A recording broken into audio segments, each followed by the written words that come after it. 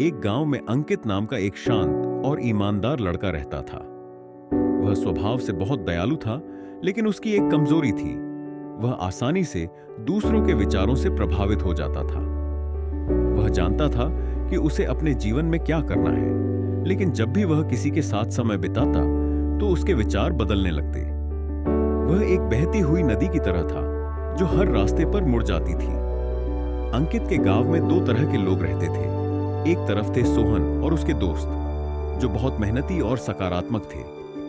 वे हमेशा कुछ नया सीखने और दूसरों की मदद करने में लगे रहते थे। वे अपने काम के प्रति समर्पित थे और उनकी सोच हमेशा सकारात्मक होती थी।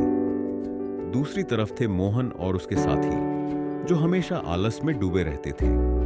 वे काम से बचना चाहते थे और हमेशा दूसरों की गलतियां ढूंढते थे। उनका मानना था कि कोई भी काम बिना मेहनत के हो सकता है। अंकित को दोनों तरह के लोगों से मेल जोल रखने का मौका मिला। पहले उसने सोहन और उसके दोस्तों के साथ समय बिताना शुरू किया। उनके साथ रहते हुए अंकित ने अनुशासन और समर्पण का महत्व सीखा। वह सुबह जल्दी उठता, अपने काम की योजना बनाता और उसे पूरा करने के लिए जी जान लगा देता। जब भी वह किसी काम में असफल होता तो सोहन उसे प्रोत्साहित करता और कहता, अंकित, असफलता बस एक कदम है जो तुम्हें अगली सफलता की ओर ले जाता है। सोहन और उसके दोस्तों की सकारात्मकता अंकित के मन पर गहरा असर डाल रही थी। लेकिन कुछ दिनों बाद अंकित ने मोहन और उसके साथियों के साथ भी समय बिताना शुरू कर दिया। उनके साथ रहते हुए अंकित ने धीरे धीरे आलस करना शुरू कर दिया। वह काम को टालने लगा, छोटी छोटी बातों पर शिकायत करने लगा और दूसरों में कमियां ढूंढने लगा।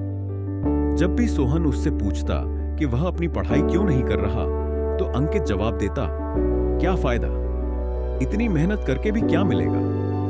मोहन की नकारात्मकता अंकित के विचारों पर हावी हो रही थी। अंकित खुद को दोनों के बीच फंसा हुआ महसूस करने लगा। उसका मन दो हिस्सों में बंट गया था। एक हिस्सा जो मेहनत करना चाहता था और दूसरा जो आलस में रहना चाहता था।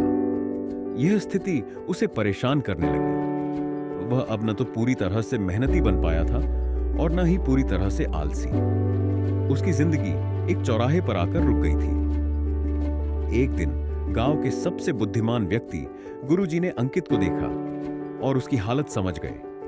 उन्होंने अंकित को अपने पास बुलाया और उससे कहा, अंकित, क्या तुम जानते हो कि पानी कितना शक्तिशाली होता है?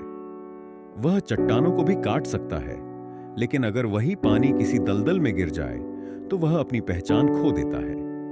तुम्हारी संगत भी ऐसी ही है। तुम जिस तरह के लोगों के साथ रहोगे, तुम वैसे ही बन जाओगे। गुरुजी ने आगे कहा, पानी के पास अपनी कोई दिशा नहीं होती, लेकिन वह जिस भी नाली में बहता है वह उसकी दिशा बन जाती है। ठीक वैसे ही तुम खुद को नियंत्रित नहीं करते और दूसरों की संगत तुम्हें नियंत्रित करती है। तुम्हारी संगत ही तुम्हारे जीवन को बनाती या बिगाड़ती है। अंकित को गुरुजी की बात समझ आ गई। उसने तुरंत मोहन और उसके साथियों से दूर रहना शुरू कर दिया और सोहन और उसके दोस्तों के साथ अपना समय बढ़ा दिया। धीरे धीरे उसकी पुरानी आदतें फिर से बदल गईं।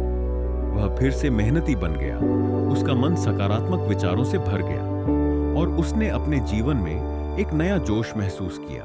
इस कहानी से हमें यह सीख मिलती है कि संगत का हमारे जीवन पर गहरा असर होता है। जिस तरह एक साफ पानी की बूंद गंदे पानी में मिलकर गंदी हो जाती है, उसी तरह एक अच्छा इंसान भी अगर बुरी संगत में रहे तो वह बुरा बन सकता है। इसलिए हमें हमेशा उन लोगों के साथ रहना चाहिए जो हमें प्रोत्साहित करते हैं, हमें सही रास्ता दिखाते हैं और हमें बेहतर बनने में मदद करते हैं। तो दोस्तों, अगर यह कहानी आपको प्रेरणा देती है